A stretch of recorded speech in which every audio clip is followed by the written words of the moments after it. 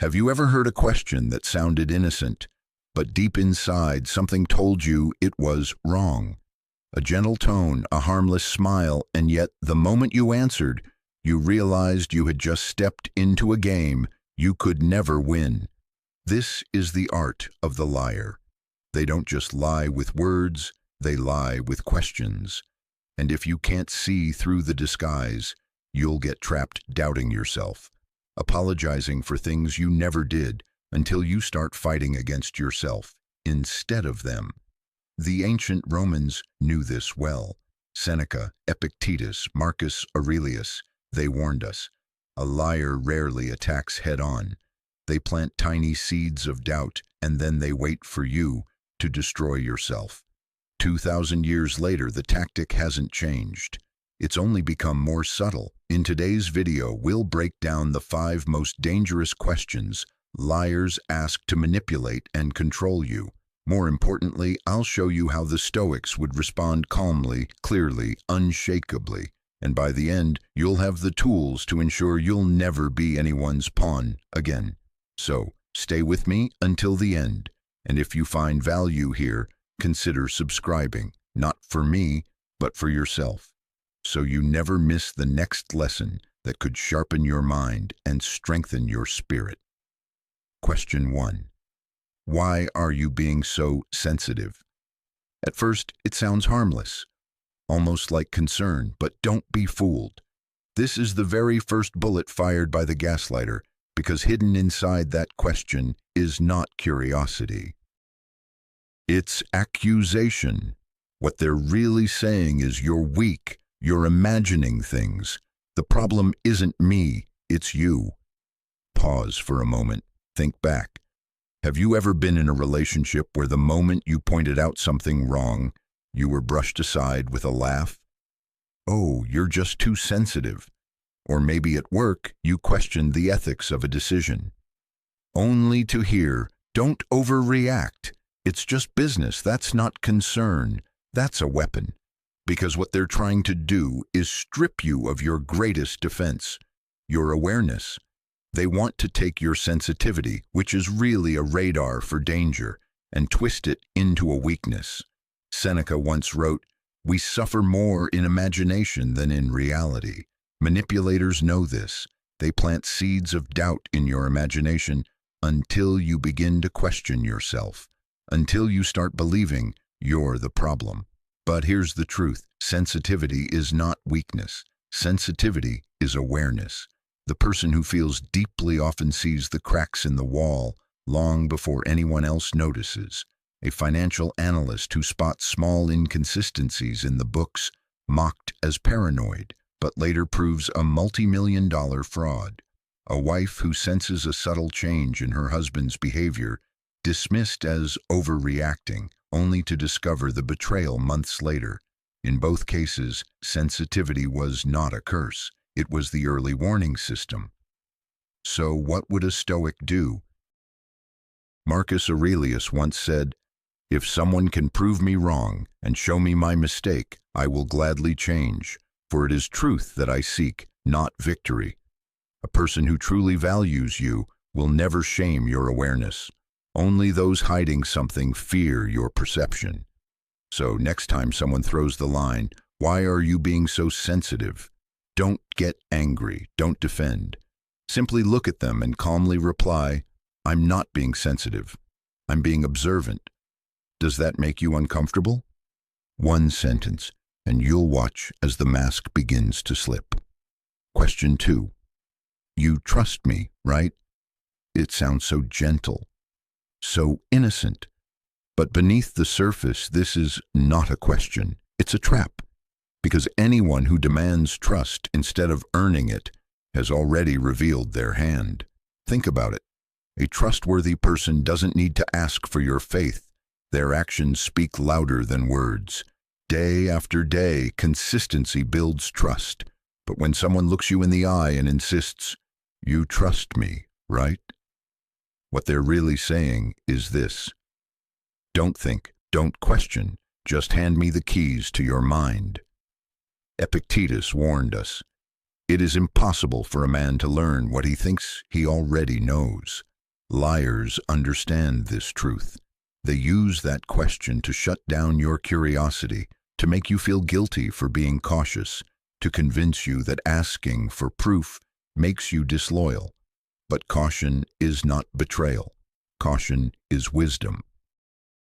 Think of the business partner who won't show you the numbers, but leans in and says, "Trust me." Or the lover who hides their phone, yet repeats, "Don't you trust me?" They're not building trust. They're demanding blind faith, and blind faith is the breeding ground of betrayal. So how would a Stoic respond? Not with panic, not with defensiveness, but with calm detachment. This is apatheia, the Stoic discipline of not letting emotion override reason. When faced with the words, "You trust me, right?" Pause, breathe, and reply, "Trust is earned through consistency. Are you asking me to ignore my judgment?" That single line flips the entire frame, because now the spotlight is on them, not on you. A liar will stumble, change the subject, or lash out. But a person of integrity, they won't be offended. They'll simply keep showing you through their actions that they are worthy of trust. Remember, trust is not a gift handed out under pressure. It is a fortress built stone by stone through time, truth, and consistency. And the Stoic never forgets to give away that fortress too quickly, is to surrender your peace. Question 3. Are you accusing me of something?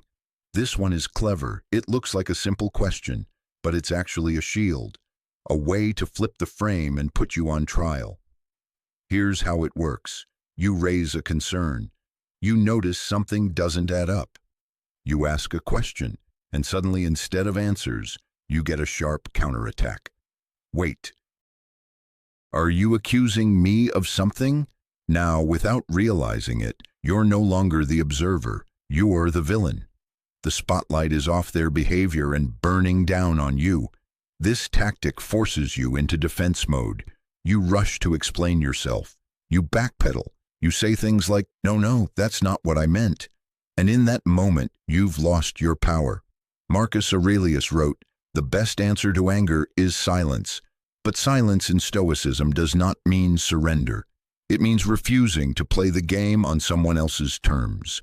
Think about a courtroom. If the guilty can make the judge apologize, the trial collapses. That's exactly what this question is designed to do. So how do you respond? With stillness, with composure. The next time someone snaps, "Are you accusing me of something?" Don't rush to fill the silence. Hold your ground. Maintain eye contact. Wait 2, maybe 3 seconds, and then calmly say, "Should I be?"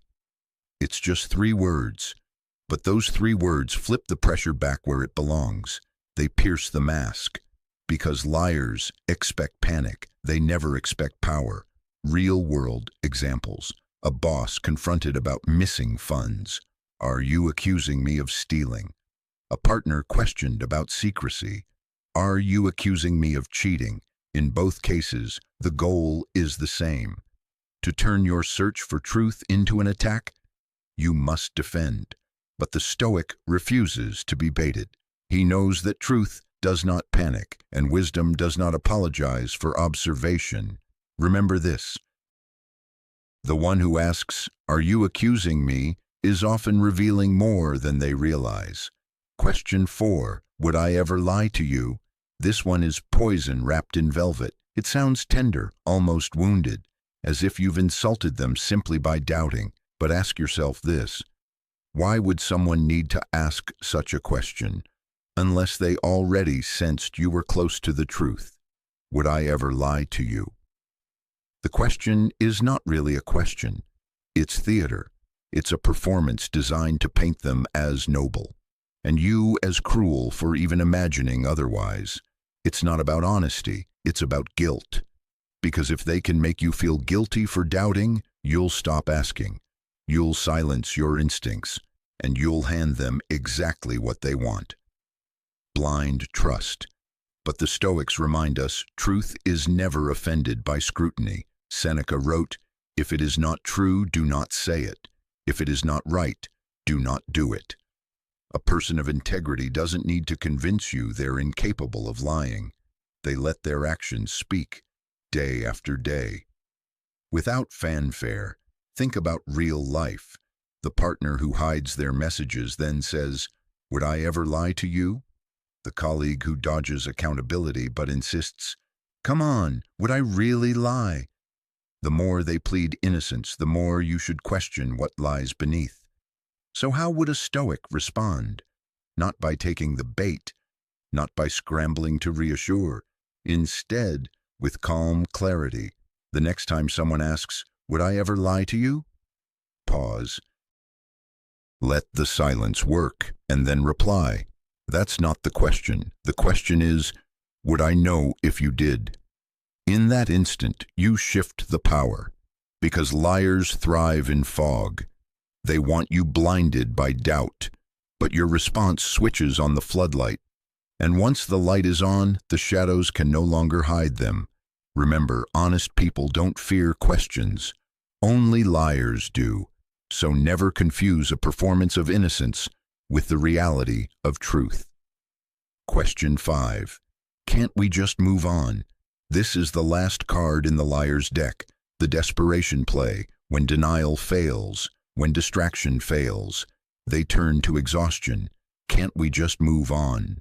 On the surface, it sounds like peace, like closure. But look deeper, it's not about resolution, it's about escape. What they're really saying is, I don't want accountability, I don't want to face the truth, I just need you, too tired to keep digging. And that's how many lies survive. Not because the liar outsmarts the truth, but because the truth seeker grows weary and gives up. The Stoics knew this tactic well. Marcus Aurelius wrote, "If it is not right, do not do it. If it is not true, do not say it." Notice he never added, "unless it's inconvenient."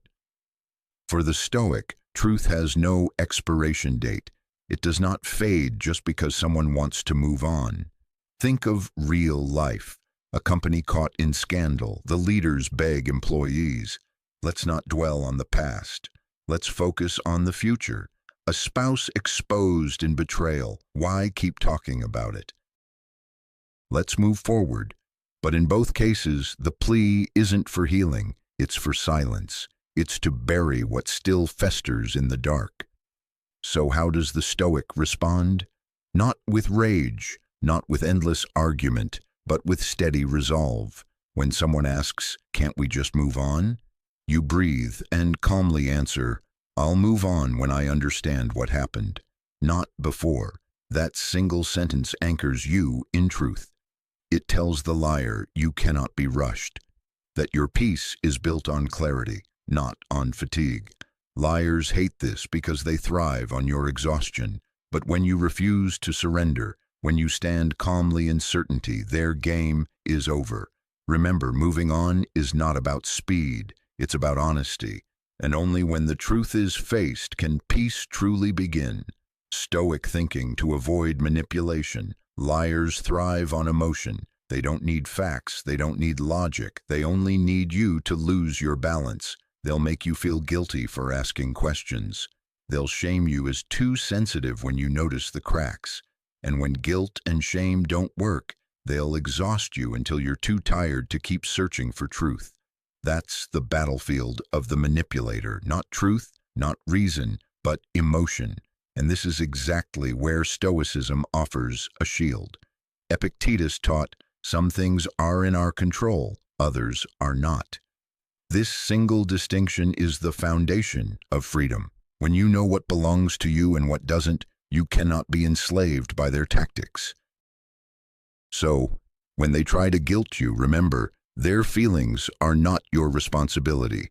When they accuse you of being too sensitive, remember, awareness is a strength, not a weakness. And when they try to wear you down, remember, time itself is neutral. Truth has no deadline. The Stoic doesn't react at the liar's pace. He observes, he breathes, he chooses his response with precision, as if holding the sword of reason steady in the middle of chaos. Imagine standing in a storm. Winds howl, rain lashes, thunder roars. But inside, you remain unmoved. That's the Stoic state of mind. Calm when others lose control. Clear when others are blinded. Because here's the secret manipulators never expect. Their greatest weapon only works if you give them your reaction. Take that away, and the weapon shatters in their hands. The Stoic knows silence can be strength, observation can be power, detachment can be liberation. So the next time someone tries to twist your perception, don't rush, don't panic. Simply ask yourself, is this within my control or outside of it? And with that single question, you reclaim your freedom, calm, clear, unshakable. That's how Stoic thinking breaks every chain of manipulation. Conclusion: you now know the 5 dangerous questions liars use to manipulate. Each one is a move on the chessboard. Each one is a trap, but you are no longer a pawn. You are the player. The Stoic does not need to shout. He does not need to rage. He simply sits steady, gazes into truth, and lets the liar reveal themselves. Seneca, Epictetus, Marcus Aurelius, they all knew the same reality. The man who sees clearly is dangerous, not because he is violent, but because he cannot be controlled. So remember, you are not cruel for having standards. You are not harsh for seeking truth. You are not weak for noticing deception. You are awake. And in a world of shadows, the awake are feared. Choose clarity. Choose reason. Walk as a Stoic warrior, calm, observant, unshakable. If this message speaks to you, tap like, subscribe to the Stoic Habit, and share it with someone who needs it. And in the comments, write just 3 words. I choose clarity.